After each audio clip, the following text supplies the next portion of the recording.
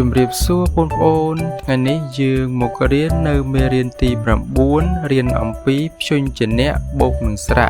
ព្យញ្ជនៈអក្សរឈរតោះឥឡូវយើងទៅអានព្យញ្ជនៈបូកជាមួយនឹងស្រៈទាំងអស់គ្នា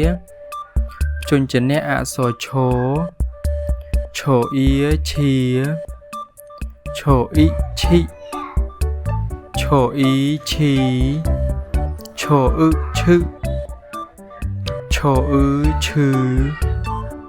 ឈរអ៊ុឈុឈរអ៊ូឈូឈរអ៊ូឈួឈរអ៊ឺឈើឈរអ៊ឺឈឿឈរអ៊ីឈៀឈរអេឆេឈរអេឆេឈរអីឆៃឈរអូឈោឈរអ៊ូឈៅឈរអ៊ុំឈុំឈរអ៊ុំឈុំឈរអ៊ំឈំឈរអះឆះឈរអ៊ូឈូឈរអ៊ីឈីឈរអ៊ូឈូតោះបងប្អូនអានសារឡើងវិញព្យញ្ជនៈអក្សរឈរ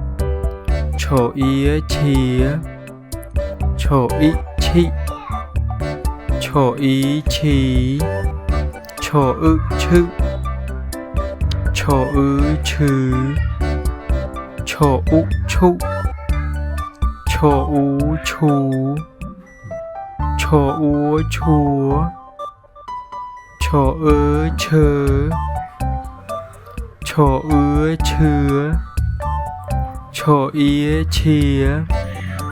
ឈរអេឆេឈរអេឆេឈរអីឆៃឈរអូឈោឈរអ៊ូឈៅឈរអ៊ុំឈុំឈរអ៊ុំឈុំឈរអ៊ំឈំឈរអះឆះឈរអ៊ូឈូឈរអ៊ីឈីឈរអ៊ូឈូ